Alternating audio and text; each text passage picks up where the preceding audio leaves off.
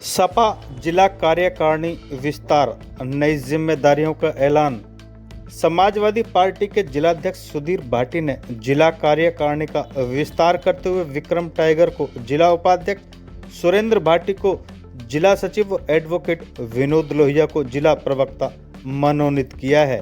Press conference के दौरान जिलाध्यक्ष सुधीर भाटी ने जानकारी साझा करते हुए क्या बताया, आइए। इसी बहाने आप सब लोगों से जो है मुलाकात हो गई, तो उसी के उपलक्ष्य में ये प्रेस कॉन्फ्रेंस की गई है।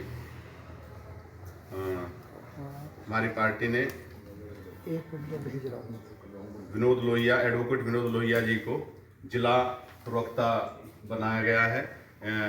माननीय राष्ट्राध्यक्ष जी के अनुमति से इन्हें जिला प्रवक्ता बनाया गया है। और जो है advocate Devendra Tiger, Vikram Tiger ji को, देवेंद्र टाइगर जी के भाई हैं, हाँ, विक्रम टाइगर जी को जिला उपाध्यक्ष बनाया गया है। और भाई सुरेंद्र भाटी जी को जिला सचिव बनाया गया है। तो ये आप सब लोगों को जानकारी देनी थी। कार्यकारिणी में विस्तार हुआ है। जिला प्रवक्ता और रोहित मत्ती की जगह जी जी, क्योंकि 2027 की तैयारी चल रही है और पूरा फोकस 2027 के चुनाव पर है हमारा। इस वजह से, क्योंकि दादरी विधानसभा और जेवर विधानसभा वैसे तीनों महत्वपूर्ण हैं, तो ज़्यादा काम है। इसी उन्हीं की जो उन्होंने ही कहा है कि भैया मैं विधानसभा में लग रहा हूँ। तो आप लोग सब लोग भी, कई बार आप सब लोगों के भी फोन आते हैं कि जो है पूरी जानकारी नहीं मिल पाती समय पे। तो इस वजह से विनोद लोहिया जी हैं, ये पार्टी के बहुत ही पुराने और कर्मठ साथी हैं हमारे। तो दोनों का आपस में समन्वय होकर उसके बाद ही रोहित मत्ते ही इन्हें आगे बढ़ाएंगे, साथ रह के। जेवर में कौन है प्रभारी आपके? जेवर में विधानसभा प्रभारी कौन है? राजेश रोही जी हैं, विधानसभा अध्यक्ष हैं राजेश रोही। हमारी सहमति से, लेकिन संस्तुति लेनी पड़ती है प्रदेश अध्यक्ष जी, प्रदेश अध्यक्ष जी की संस्तुति के आधार पर ही तब हम पाएंगे। जो प्रस्तावित है आप सब लोगों को भी हम लोगों को कह रखा है, लेकिन अभी क्योंकि ऑफिशियली सूचना हम उसको तब मानेंगे जब वहाँ से लेटर आ जाएगा। वैसे बैठ के भी बात हुई है, अखिलेश जी ने अपनी सहमति जता दी है कि हम जो 29 मार्च को यहाँ पर रैली करेंगे, और उसके जैसे भी सूचना आएगी, ऑफिशियली सूचना जो आएगी, क्योंकि हमें परमिशन वगैरह भी लेनी होंगी, उन सब सारे डॉक्यूमेंट्स की, जहाँ पर रैली हो रही है वहाँ की भी परमिशन भी, सारी एनओसी लेनी पड़ेंगी। तो एक ऑफिशियली डॉक्यूमेंट हमारे पास आ जाएगा, तो वो अभी तक नहीं आया है। अभी ये मतलब रैली की शुरुआत, जो चुनाव की शुरुआत नहीं मानी जा रही इसको मानी जा रही, वो यहीं से शुरुआत हो? यहीं से शुरुआत हो।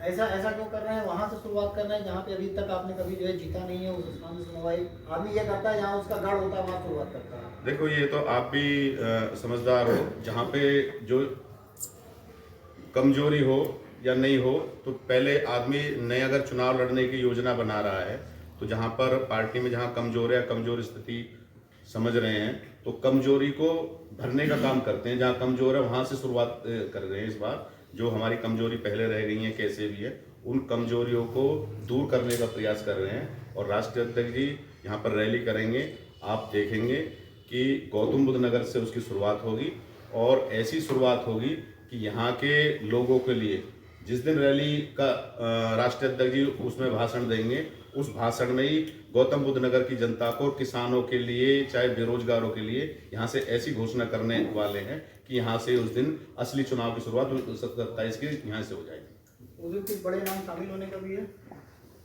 ये देखो, उनका हमें इस बात की अभी तक कोई जानकारी नहीं। कैंडिडेट भी अनाउंस किया जाएगा?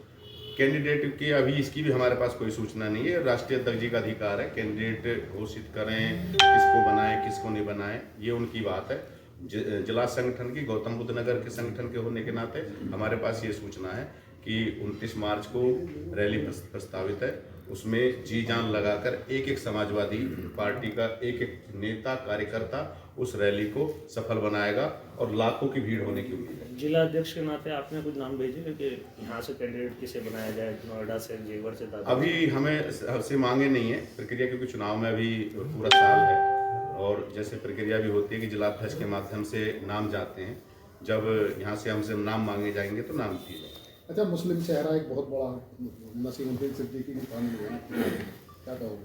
निश्चित रूप से कि पार्टी वो मजबूत स्तंभ रहे हैं, उन्होंने कई सरकार चलाई है, उनके आने से पार्टी को मजबूती मिलेगी।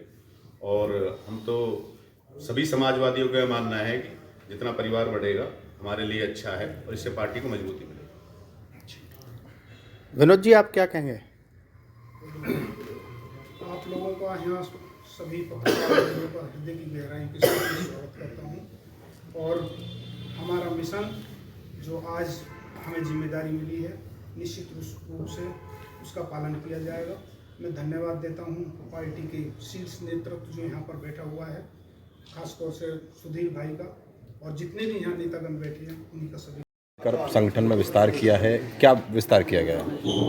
2027 के चुनाव को देखते देख बहुत ही महत्वपूर्ण वो है जो हमारे संगठन में हमें और मजबूत करने के लिए हमने जिला प्रवक्ता एडवोकेट विनोद लोहिया जी को बनाया है और जिले के उपाध्यक्ष विक्रम टाइगर जी को बनाया और जिला सचिव सुरेंद्र भाटी जी को बनाया। आगे अखिलेश यादव जी की यहाँ से रैली भी होगी, 2027 के चुनावों की शुरुआत होगी, उसको किस तरह से देखते हैं? क्या तैयारियां चल रही हैं?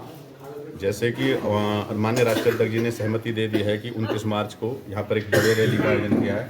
समाजवादी पार्टी का एक एक नेता, एक एक कार्यकर्ता उस रैली की तैयारी में जुटा हुआ है और सभी लोग में उत्साह है और कार्यकर्ता और नेताओं के साथ साथ आम जनता में बहुत उत्साह है कि राष्ट्रीय अध्यक्ष जी गौतम बुद्ध नगर से 2027 का बिगुल बजाने जा रहे हैं। मुस्लिम चेहरा एक बड़ा नसीमुद्दीन सिद्दीकी सभा में शामिल है, क्या कहना चाहोगे? कितनी मजबूती मिली है?